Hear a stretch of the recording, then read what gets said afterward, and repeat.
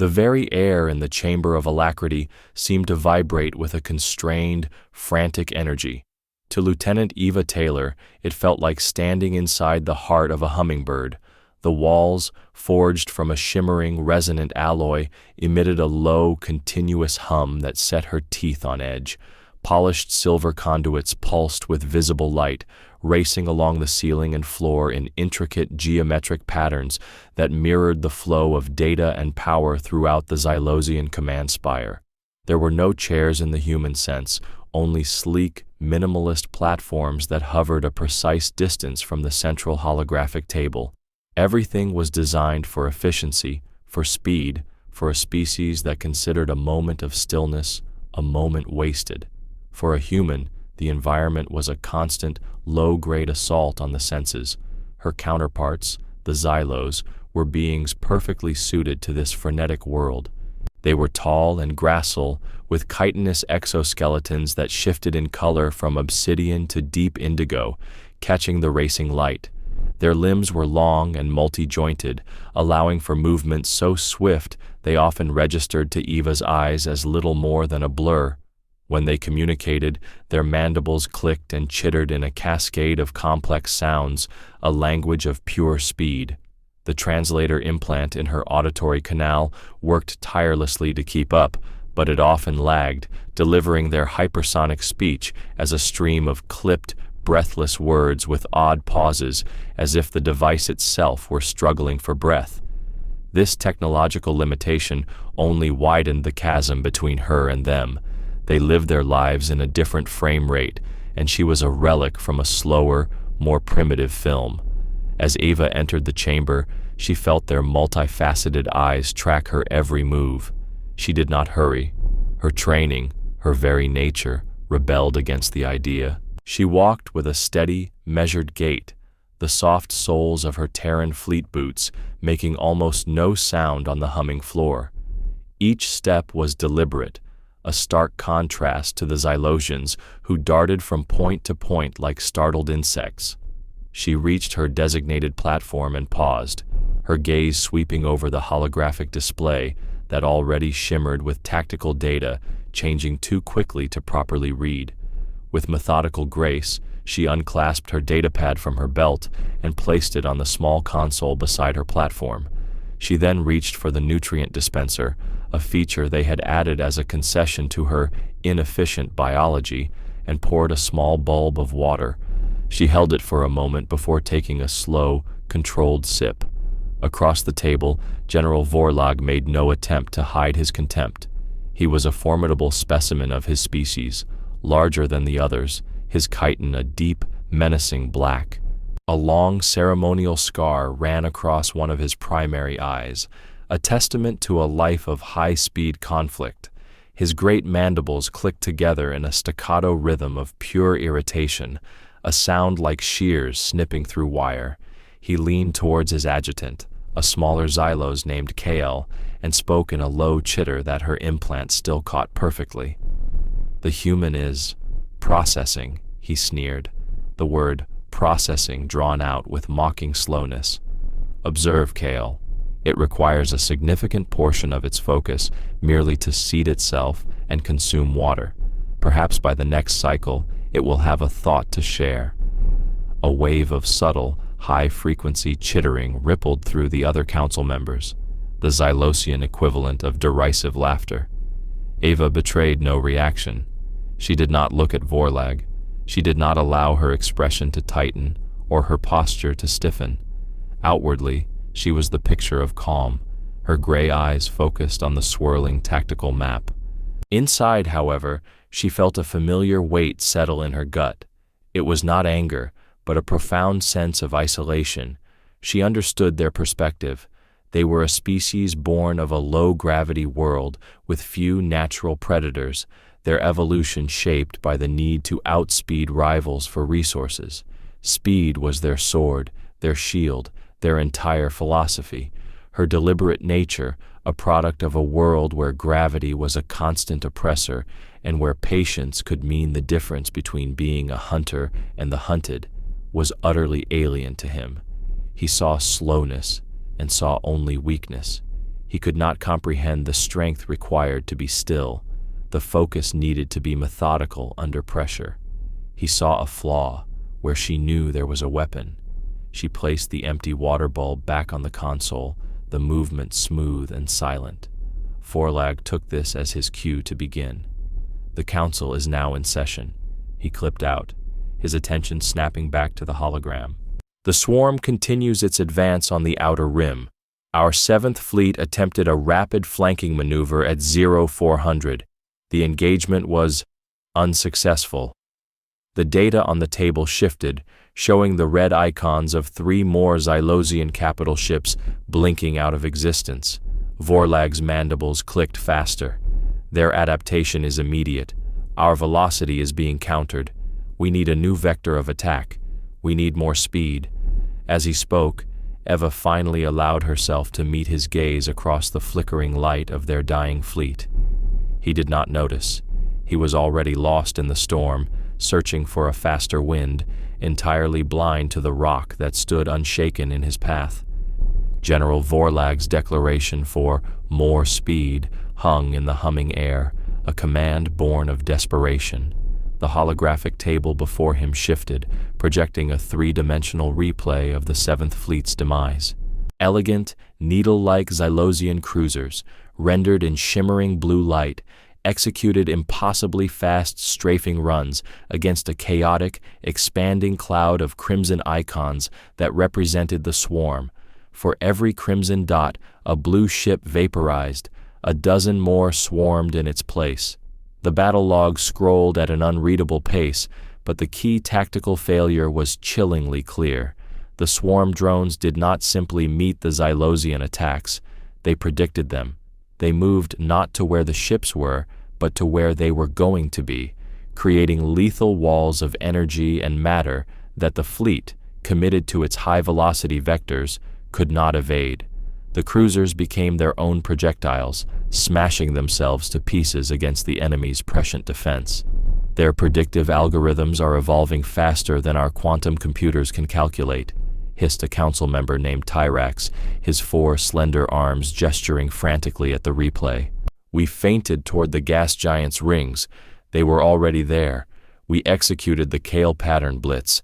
They had formed a concave net. His voice was a high-pitched whine of disbelief. The core of their doctrine was being dismantled. How could an enemy counter a strategy that was, by its very nature, too fast to be countered? The logic was breaking down, and panic was beginning to seep into their rapid-fire debate. Then we must be faster still, Vorlag asserted, his voice cutting through the rising murmur. He stabbed a clawed finger at the hologram, indicating a previously untouched sector. We will reroute the 9th and 10th assault wings.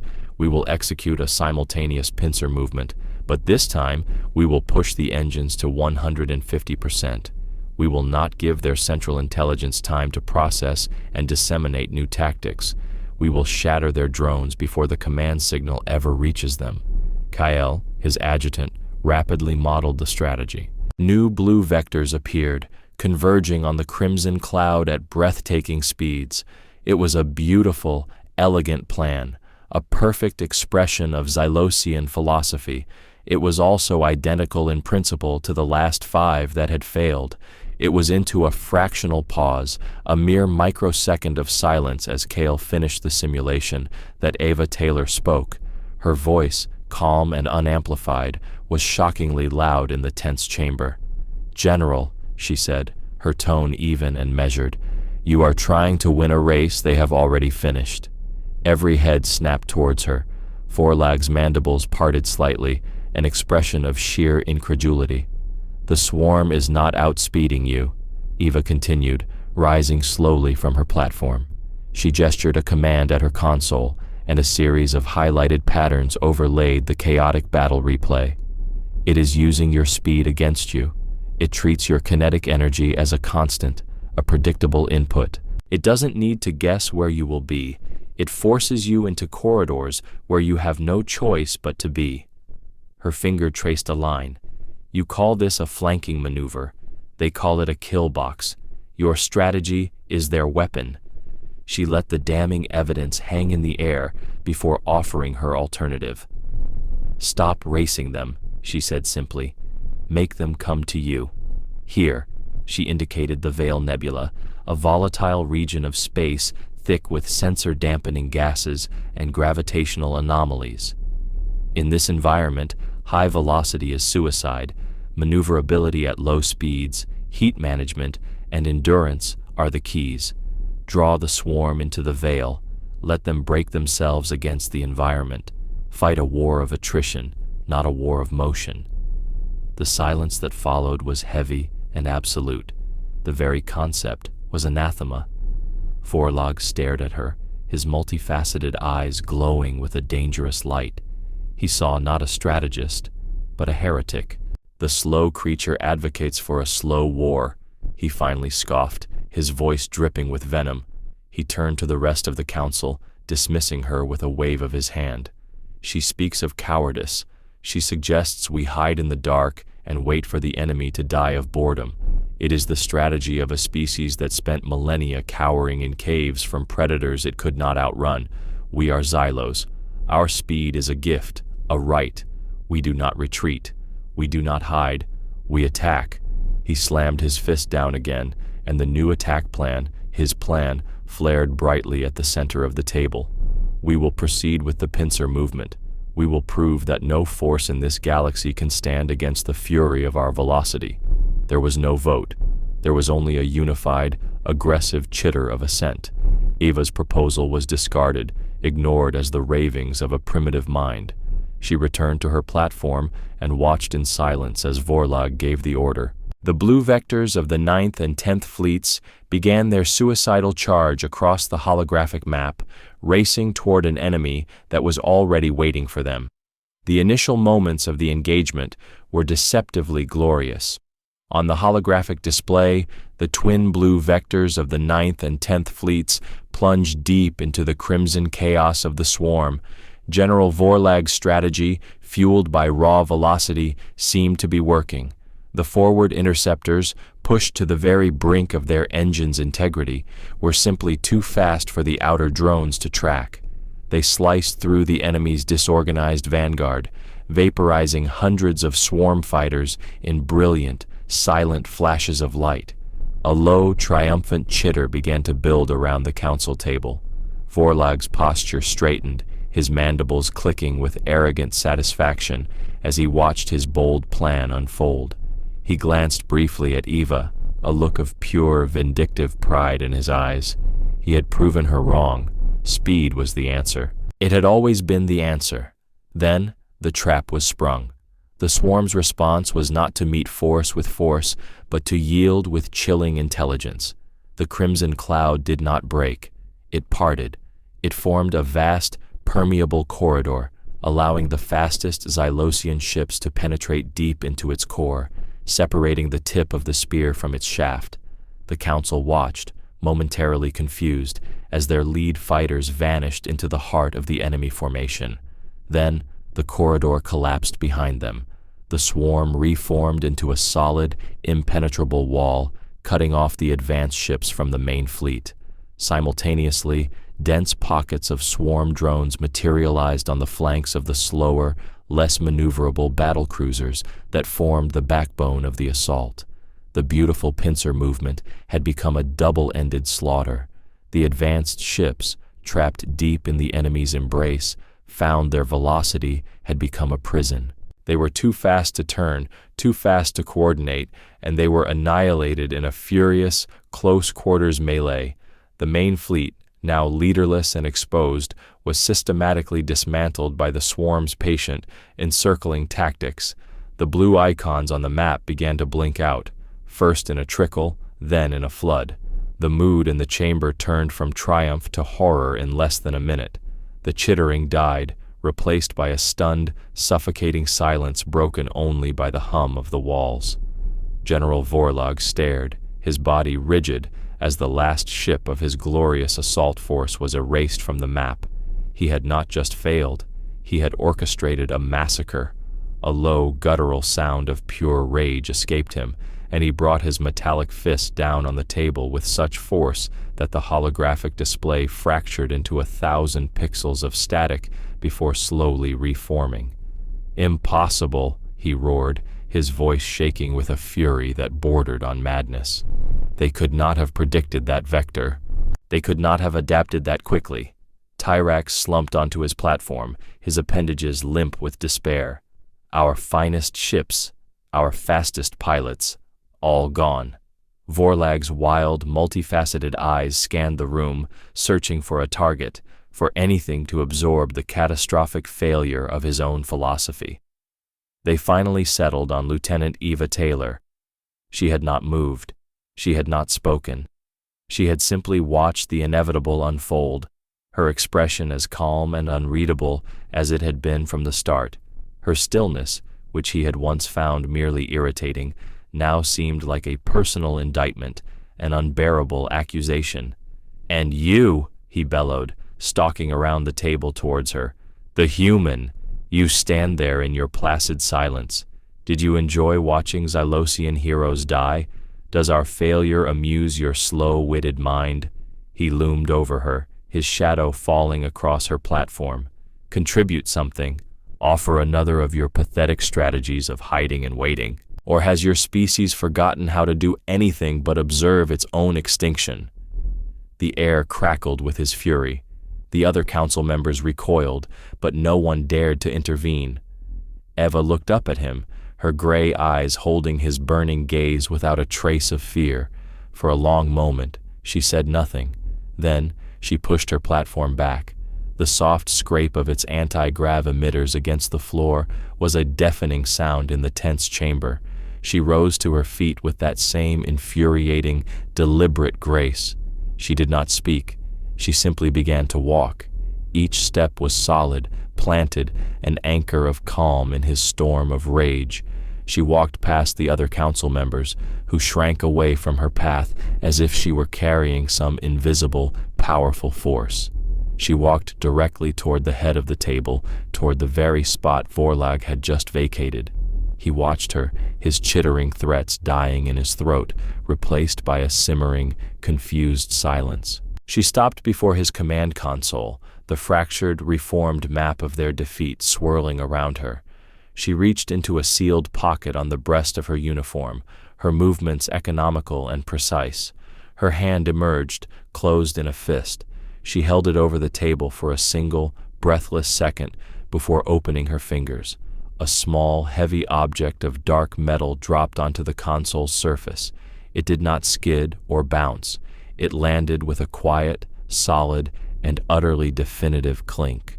The quiet clink of metal echoed in the chamber, a sound so small yet so profound it seemed to absorb all other noise. The humming of the walls, the frantic clicking of the Xylosians, the very air itself seemed to go still. Every eye was fixed on the object Eva Taylor had placed on the table.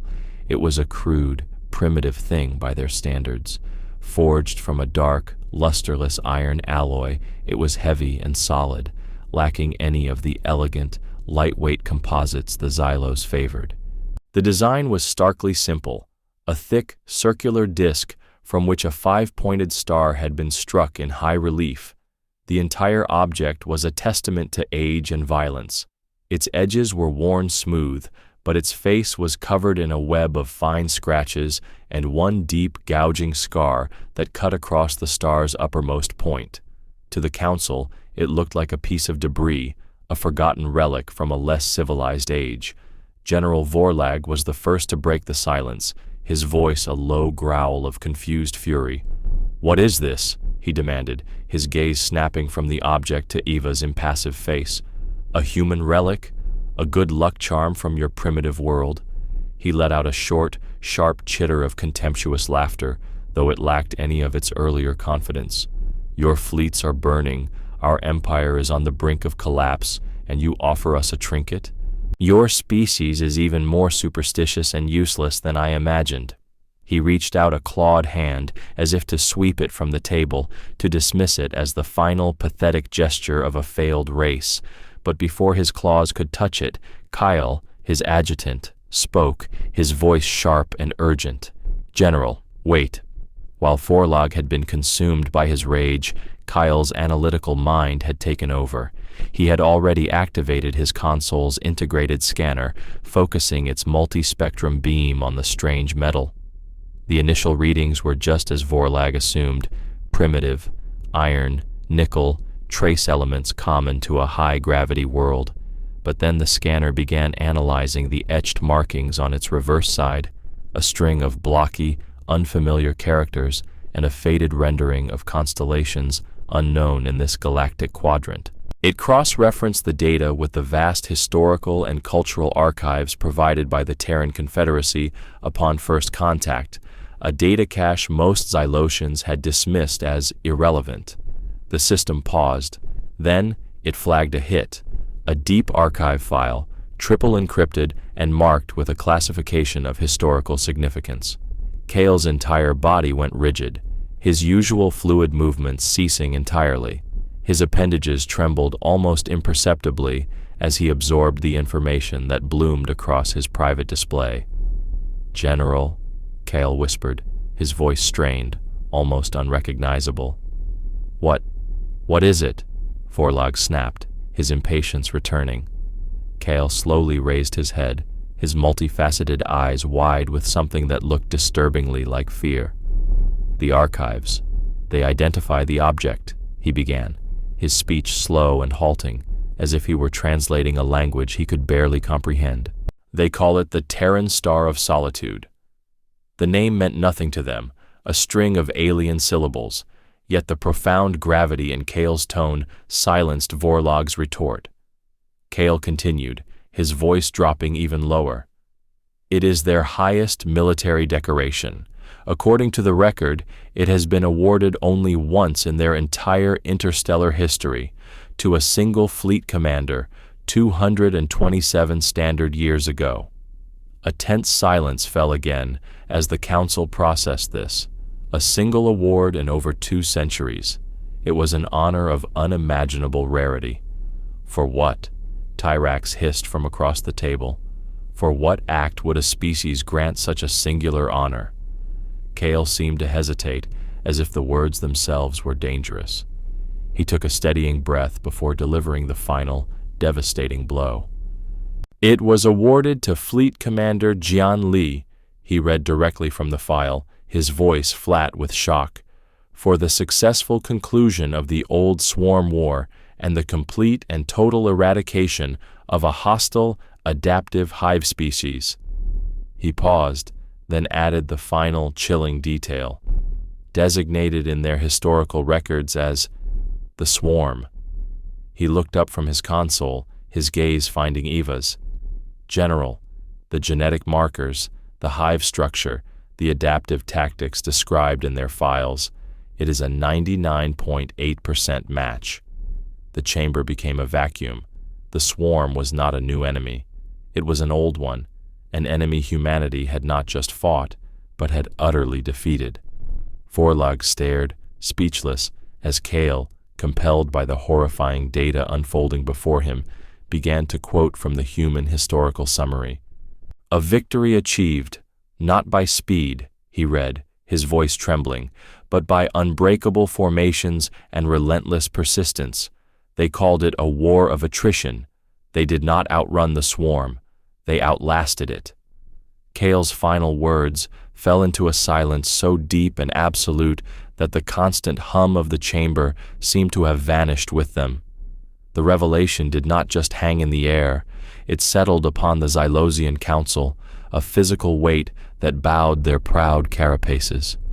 Tyrax stared down at his own slender, 4-fingered hands, creations built for lightning-fast calculations and piloting, and for the first time, he seemed to see them as fragile, useless things.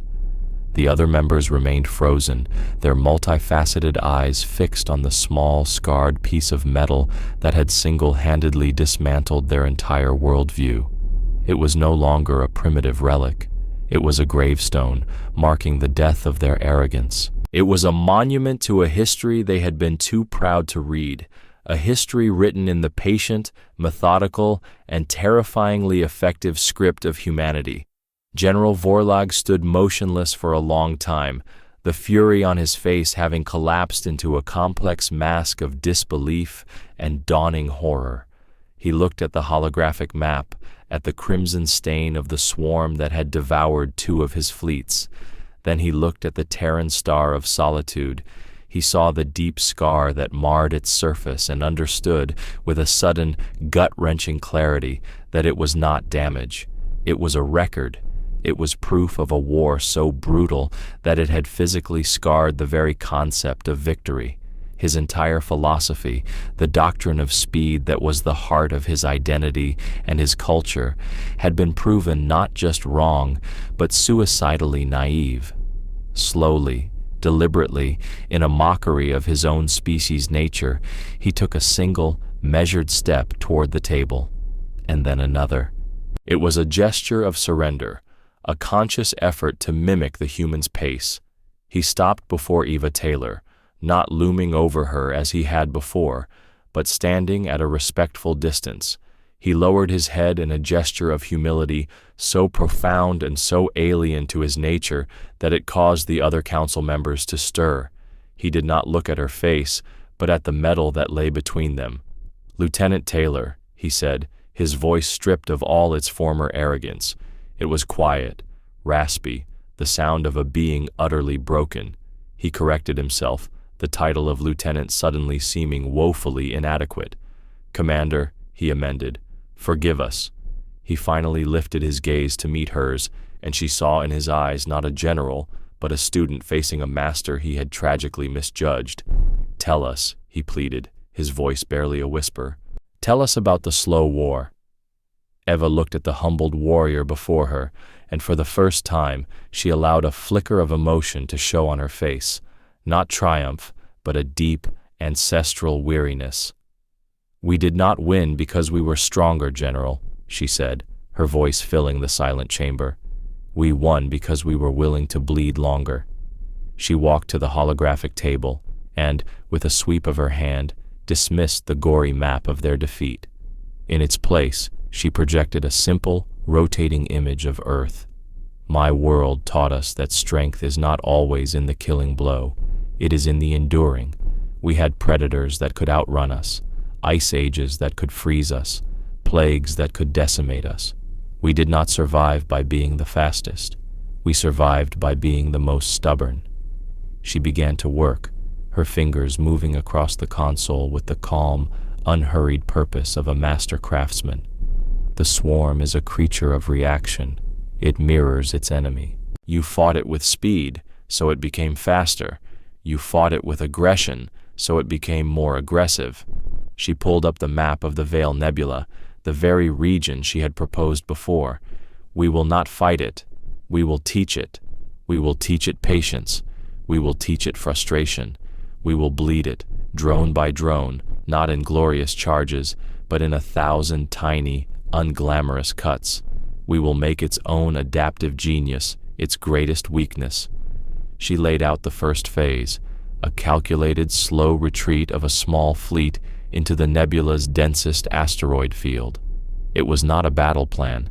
It was a lesson in celestial mechanics, designed to turn the swarm's own numbers and velocity into a self-destructive weapon. The campaign began not with a bang, but with a quiet, disciplined withdrawal. Weeks later, in the silent chamber, the council watched the strategy unfold. A small Xylosian fleet, moving at what would have once been a shamefully slow pace, lured a massive wing of the swarm deep into the Veil. There, following Eva's precise commands, the ships did not engage. They simply moved, executing complex low-energy maneuvers that caused the pursuing swarm to slam into gravitational eddies and ricochet off magnetically charged asteroids. The crimson icons vanished from the map not in flashes of weapon fire, but in silent, sputtering blips as they were crushed, irradiated, and torn apart by the environment their enemy had turned against them. It was a victory, the first true victory of the war, achieved with almost no Xylosian losses. In the command center, General Vorlag watched Eva as she calmly analyzed the results and began planning the next phase. The impatience was gone from him, replaced by a focused, respectful silence. He finally understood. They had sought a weapon to defeat the swarm, expecting a faster ship or a more powerful cannon. But the weapon was not a thing of metal and energy. It was a philosophy. It was a state of mind.